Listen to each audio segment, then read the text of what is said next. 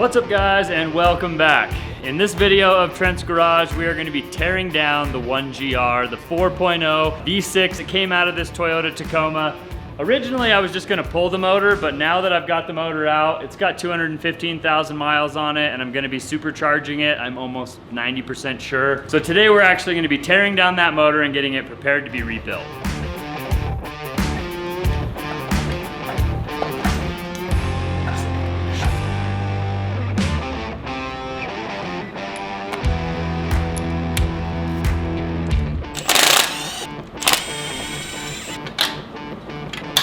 On our motor, we still have the transmission fully mounted on here. So first we got to get the transmission off, and then we can actually put the motor on this motor stand and start disassembling it.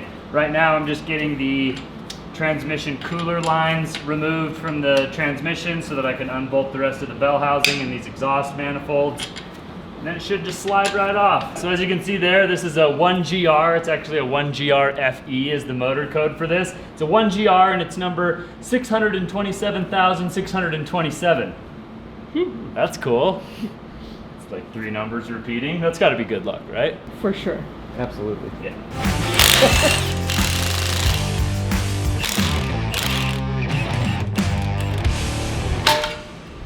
Cool. Probably worth a couple $100 because it's got a cat in it. Not much of a cat guy, more of a dog guy.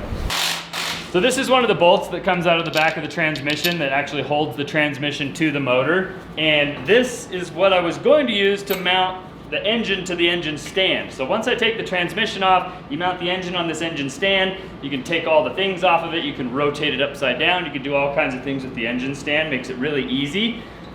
I went and got 4 of these bolts that's longer so that it can go all the way through the engine stand and actually thread into the block to hold the engine. And I got 4 of them because that's how many I need for this. And then I was just looking at the engine, and basically these 4 bolts on top are the only ones that are that size. The others, oh, there's one down there.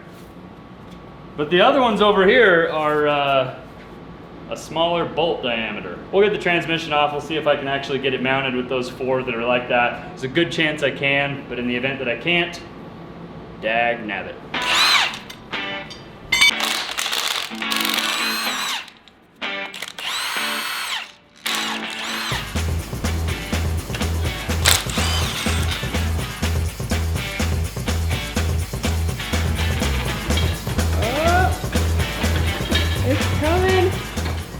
Whoa! Okay. So we got the transmission pulled off. Now this transmission has 200,000+ miles on it, I'm guessing. Not to mention, you can see right there, they completely smashed the oil pan with something. I don't know how deep the valve body sits inside that transmission, so some vital components could be in there that could be damaged by that. So when I started tearing this apart, I was like, oh, I'll just put everything back in the way it was, but I'm gonna be putting a lot of strain on this engine and this transmission, so I was gonna rebuild this, but then I can find a remanufactured one where I just ship this one back as a core and it comes like fully tested and brand new. I don't have to do the rebuild, which is gonna be much easier for me, so I'm gonna go ahead and do that. I think it hopefully comes with a new oil pan because this one's super dented. But this one's gonna get actually shipped back to somebody that sends me the refurbished transmission as a core, so it's gonna be out of my hair, but I do need to pull all the electrical components off of it. I've had some experience with mechanics. I've rebuilt a couple engines. I've torn things down to the very, nuts and bolts that make up everything in a car.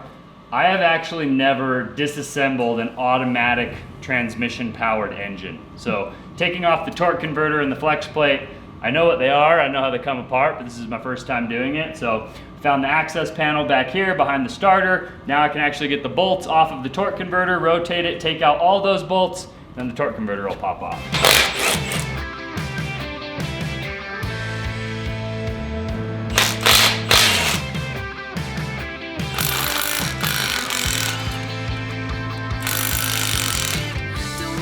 Trying to look for some indications of how I'm gonna know which way this goes back together. Can you write on it in Sharpie? Just say this side out? I wouldn't say this side out, I would say like T for transmission, and then like E for engine, E for engine. Whatever works. And then later I'll be like, what does E mean?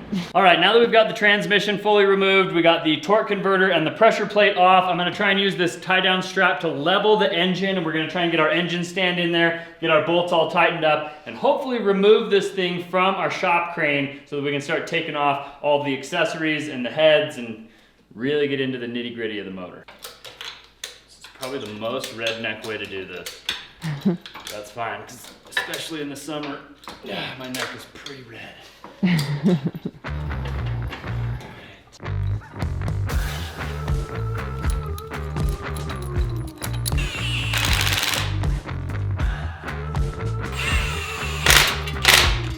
All right, so I'd like a little bit of advice from some people in the comments. I know there's a lot of people out there that have done this many more times than I have. So if you come back here and look, the larger diameter bolts that I have fit into this part in the back of the block, this part, and this part. Nothing down here has a large enough bolt hole or threads for one of these big bolts that I have to go in, and I don't have a long enough bolt with these smaller threads to fit into this spot down here.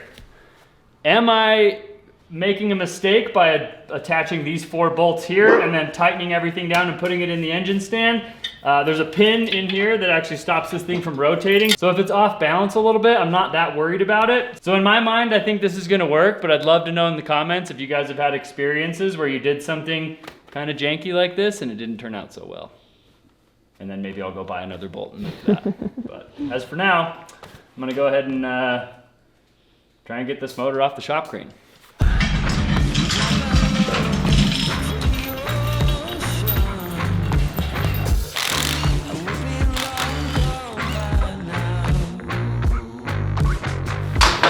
Tell you what I am going to replace, a crank position sensor, because that thing, in order to get to it, you have to disassemble all of this stuff. It's absolutely ridiculous. That's like one of those things where Toyota's like, ha, try and work on your own stuff. You're gonna hate it. And if you bring it to us, it's gonna be expensive.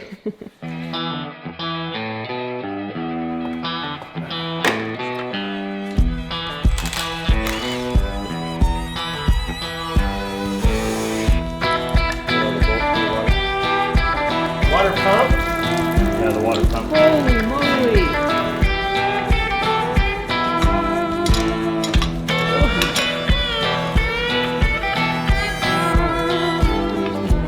Alright, so I've got the water pump housing and the water pump removed. I've got the thermostat housing removed up here. I'm about to remove the remote oil filter location. Once this comes off, I can do the fuel rail, the intake plenum or intake manifold bolts onto this intake manifold that splits into the 2 heads. So whatever that one's called, that's what I'm going to be taking off next.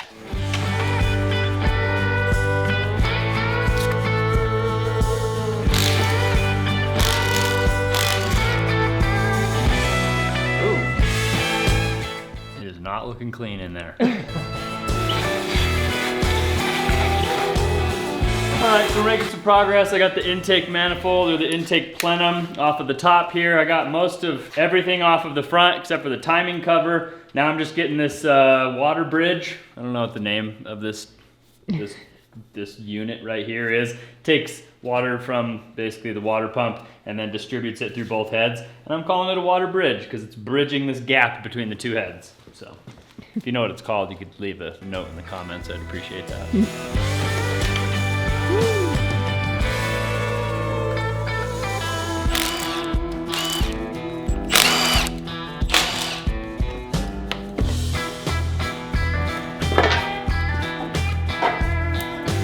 There's one valve cover gasket.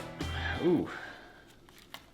Ooh. Those gaskets being stuck and breaking when I'm trying to pull them off, those are rubber. And the fact that they like cracked and broke when I was pulling them off means that they have gotten hot enough that they have like dehydrated and become brittle. But anyway, these are the cams right here. This is a variable valve timing cam angle adjuster doohickey. And this is your timing chain.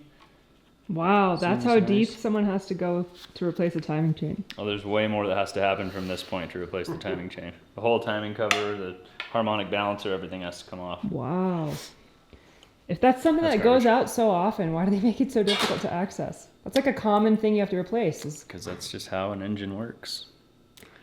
Wow. I don't know. Yeah, it's like, It's a component that's deep inside the motor. That's why it's such an expensive job when you do have to replace it.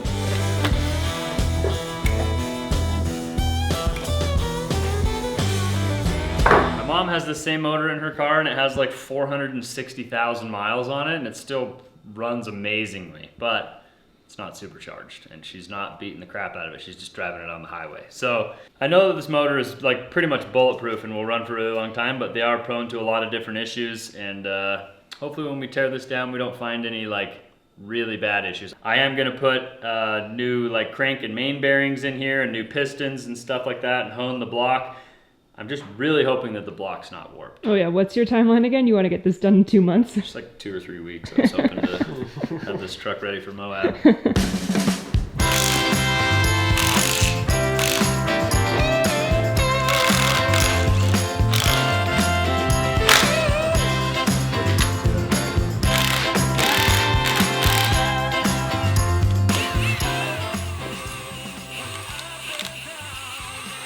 Just like that. It's really uneventful.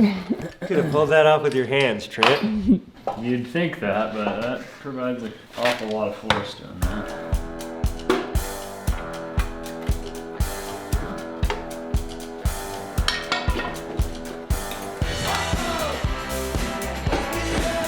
Am I sure I know what I'm doing here?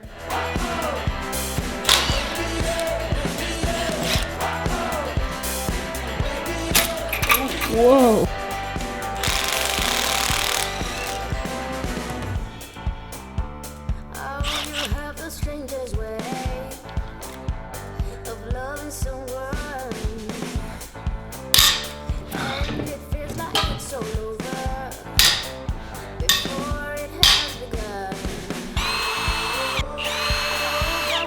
Ready to take a look inside this engine and see what the pistons look like? I am. Whoa. Oh, you slimy blimey. That was a smart guy, I would move most of that stuff. Well, I'm just reassembling the caps on these cams. So the heads that I bought that are remanufactured come with new cams, all new caps, new gears, a new variable valve timing like mechanism over here. And so all that stuff is going to stay with this head. So now that I've taken it off of the block, I'm going to reassemble all the caps and everything because all this stuff has to get shipped back with these heads because they're like a core. A core is when you buy something that's remanufactured, they basically take an old part, they rebuild it, make it new, and then when they sell it, a core means they're going to charge you extra money if you don't send them your old part when you're done. Anyway, we're going to put this back together, we'll pop off that other side. Making a lot of progress today.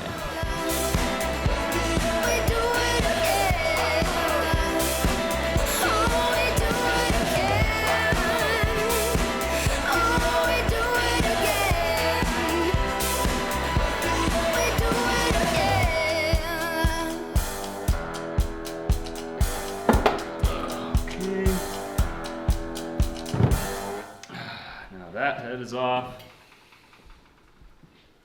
Also doesn't look fantastic in here. All right, so I'm just pulling the motor mounts off and throwing the bolts back in the block. I'm gonna pull these 2 coolant tubes off of the top of the block, flip it over, remove the oil pan off of the bottom, and we're gonna be done for the day.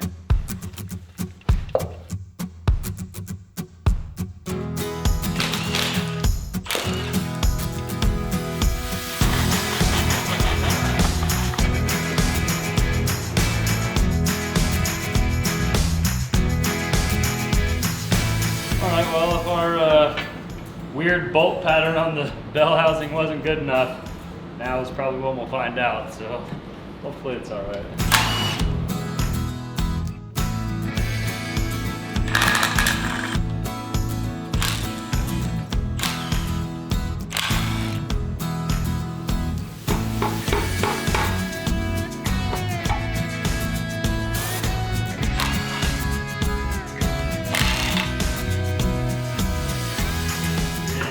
Final iteration of Frankenstein's monster here.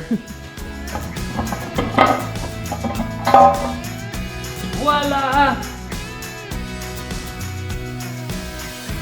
Keeping that. We have really done it now.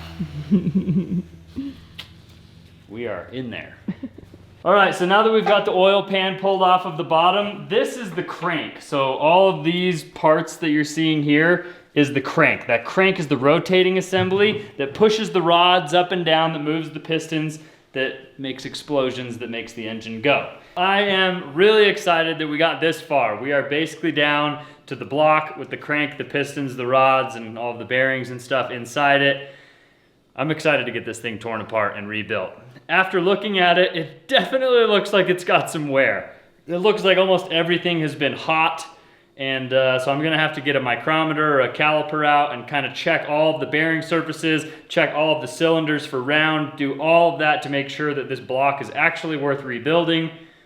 And if it's not, this has been a huge waste of time. Anyway, I think that is actually gonna do it for us today. So if you guys enjoyed this video, make sure you show me by giving a big thumbs up on today's video. Consider subscribing to my channel if you haven't already. And I will see you guys on the next one.